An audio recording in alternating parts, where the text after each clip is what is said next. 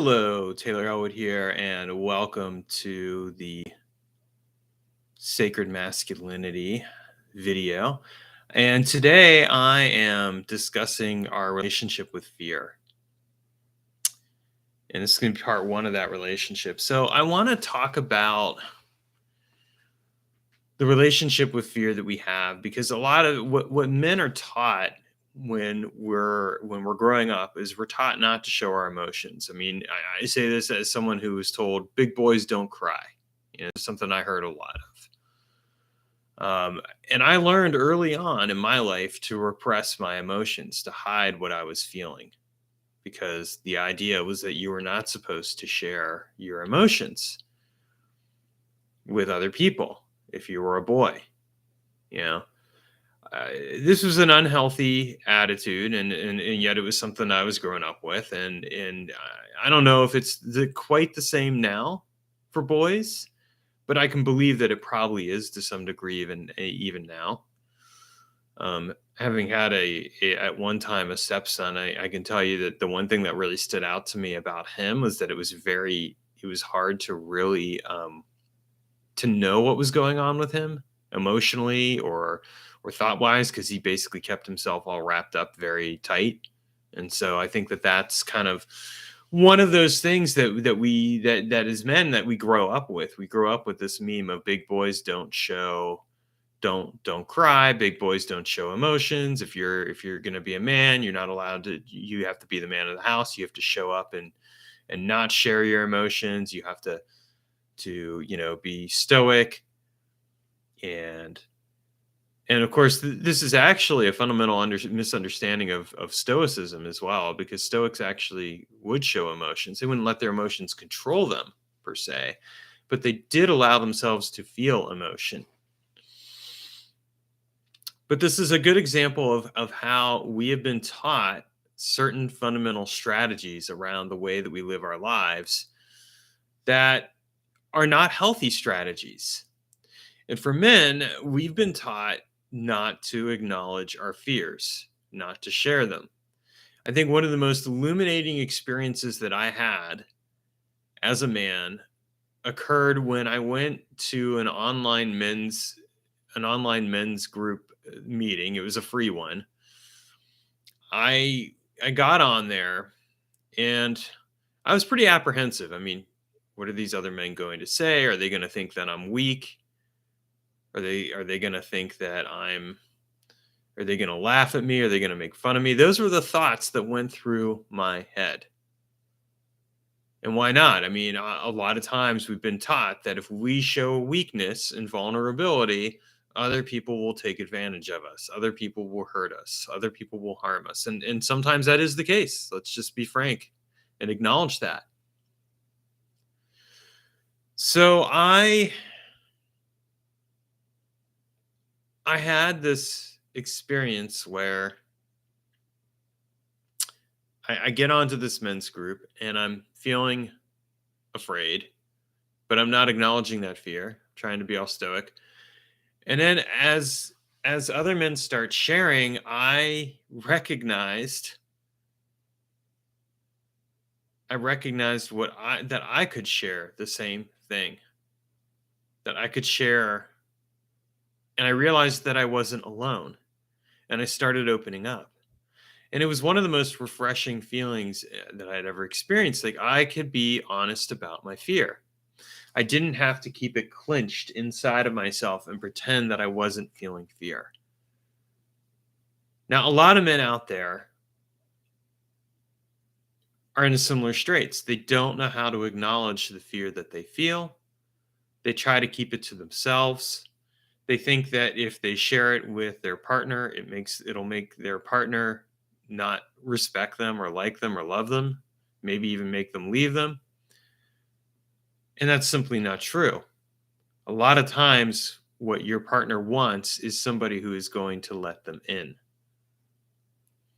But if you've been taught all your life that big boys don't cry, big boys don't show emotions, what are you going to do? You're going to lock your emotions down. You're going to restrict yourself from feeling, because if you share your feelings, you're going to be torn down, because that's what happened when you were a kid. And it's really important to understand this, that our emotions, the patterns of our emotions, the way that we do things, the way we approach our situation is in part heavily influenced by what we experienced when we were growing up. When I was told not to share emotions as I was growing up, I was told this by people who, nonetheless, and I didn't realize this at the time, but people who were out of control with their own emotions. Whether it was my dad and the fact that he would visibly get irritated and angry a lot of the time. He would bottle it up, but then he would let it blow up like a volcano. Or whether it was my stepmom who would would basically get upset a lot of the time and not and yet not express it in healthy ways, or other people in my life. It was an example of where what I learned, what I saw, and what I was being told were two different things. And yet what I did is I did basically the same thing. I started to bottle up my emotions as much as I could until I couldn't bottle them up anymore, and then I would explode. Now, if that's something that you can resonate with and identify with on some form or level, feel free to raise your hand. The journey around this work, which is so essential, is that we have to be willing to acknowledge the bedrock of our emotional history.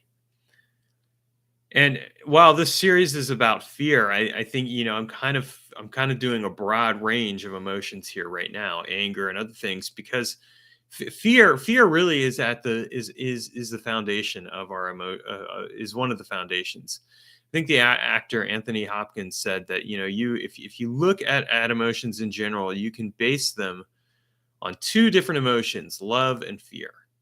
That ultimately they boil down to love and fear, and I would agree with that. I think that love can be a very powerful motivator. Certainly, we're going to be talking about love on in this video blog here sometimes. But I also think that fear can be just as much of a motivator for men. And a lot of times, fear is what keeps us small. It's what keeps us from truly stepping into our power and discovering who and what we are and who and what we can become. So this is a significant thing to recognize and pay attention to. When we look at fear in our lives, what we are looking at is the way that fear can take over and hijack us. It can take control of our lives. It can shape us in different ways that we don't even fully recognize. In the next video of the series, I'm going to be talking more about the ways that fear can hijack us and control us. But for right now, I just want to talk about the fact that if you don't even know, if you're being taught if you've been taught to repress your emotions, you've been taught to repress your fear, you may not even recognize when you're feeling it a lot of the time, because you're so used to pushing it down and bottling it up that you may not even recognize you're feeling it. So let's talk for a moment about let's consider for a moment the way that if we're bottling fear, how might fear show up otherwise? Well, fear might show up in terms of anxiety. It could show up in terms of irritation. It could show up in terms of frustration. It could show up as anger. And this isn't to say that any of those other emotions that you feel aren't um, valid emotions in and of themselves. They are. Like if you're feeling angry about a situation, yes, fear could be informing that, but you could also just genuinely be feeling anger. So I want to be very clear about that. Nonetheless, I think that until men learn how to recognize and square away their experiences with fear in their lives in a meaningful way, it becomes really hard to even to really go as deep as you could, like with your anger. If you're going to work with your anger, you've at some point you're going to come up against your fear. This is a simple reality of life. Fear is an aspect that we have to pay attention to.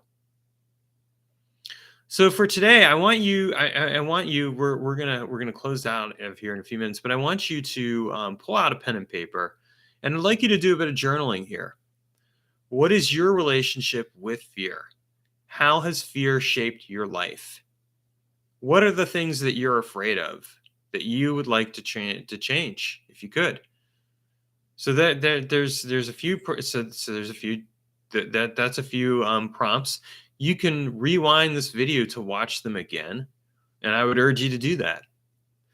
All right, next time I go into this video, we'll discuss more about the relationship with fear, but I think this is a lot right here, and I want you to just sit with it and experience it.